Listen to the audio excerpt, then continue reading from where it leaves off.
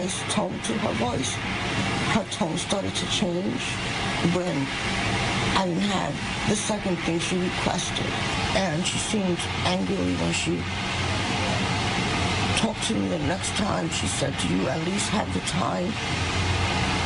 And I just kept walking. I didn't respond, and I think that triggered something in her. It seems like she was spraying a lot of times, like she had to keep pressing the nozzle.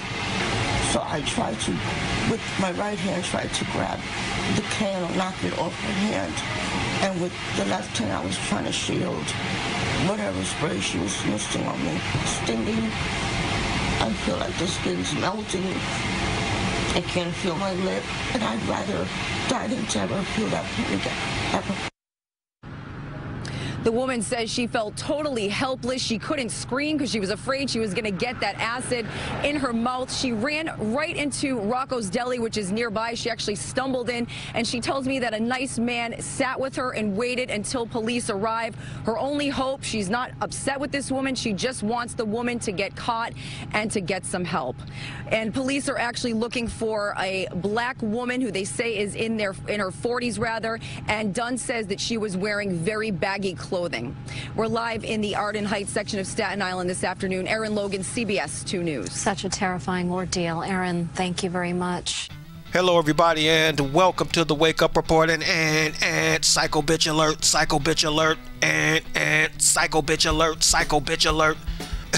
The woman's name is Lizzie Dunn. She is from Staten Island. She is 52 years old, and if you are a black woman with a penchant for baggy clothes fashion, you may want to change your fashion gear for a while. And if you see this woman, run the other way. Now, Miss Dunn apparently has it in for black women so bad that she took to dousing her own face with acid so she could blame it on a black woman. This story makes absolutely no sense, but it is absolutely true, according to the follow-up news report, because the story you just saw there paints the picture of a woman who was just minding her own business, and some lady asked for a quarter or some change. She says no, and according to Miss Dunn, the woman got pissed off and sprayed her in the face with some kind of acid. She runs into a delicatessen or a store or something like that, and with her face literally melting off, and proceeded to tell the cops that it was a black woman in her 40s dressed in baggy clothes that did this. And after the police investigated this, they found out that the woman was lying, and she eventually came clean and said that she did this to herself. Now, obviously, this woman is completely off her rocker, but I'm gonna tell you something. I don't know if she's because she looks like she could be Puerto Rican, so I don't know if she's white. I don't know if she's Puerto Rican. All I know is her face looks like a fried green tomato now. So that blaming black people for stuff like this, that stuff used to work. It really doesn't work anymore. So the blaming on a black man thing is kind of played out. It's played out to the point where even the cops know that we better investigate this a little bit more thorough, as opposed to taking this person's word for it, because it's like every time somebody gets robbed or pushed off of a building or something like that, blame it on a black man, blame it on a black man. There was a white woman drove her kids into a river a while back. Black person did it. So that stuff doesn't work anymore. But my thing is, I'm reading this and I'm like, okay, you don't like black women.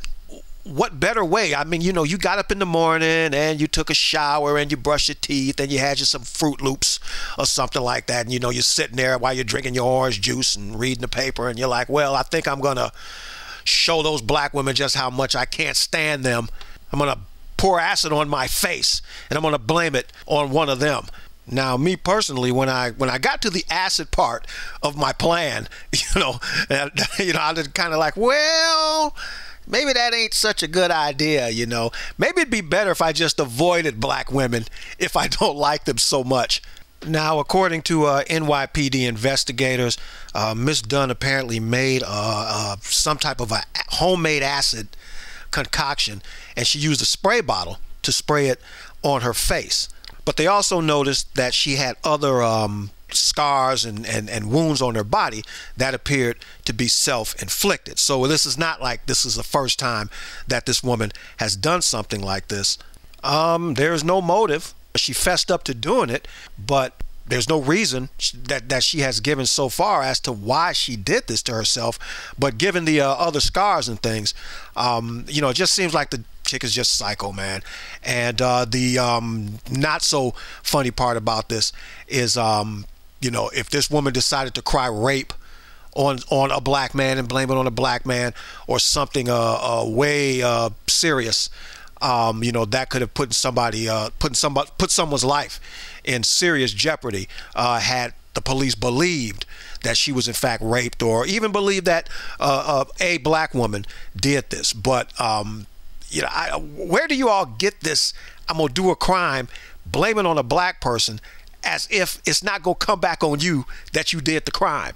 It's just like a black person did it, and every black person in the United States, gets arrested because you say a black person did it. And lady, please, if you can comprehend any kind of common sense, black folk have been getting in trouble on their own for quite some time now, so they don't need you to blame them for anything.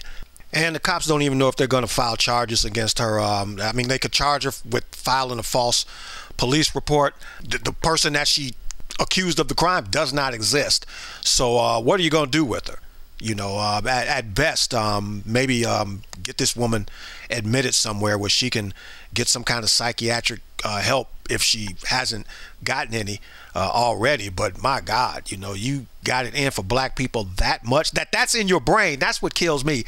That is buried in your brain, in your psyche, so deep that you harbor that much animosity towards black people that you would harm yourself like that.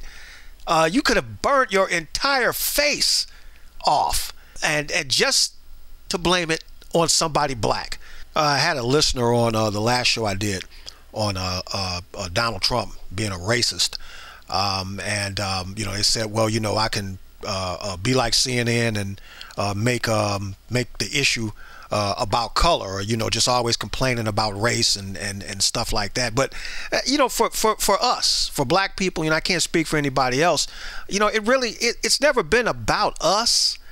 It's always been about what people project onto us. We've never made anything about race. We've always been reminded by people that we are not like them, that we you don't want to be around us. Go back to Africa, go back to that shithole that you come from, and said, that's always been put on us.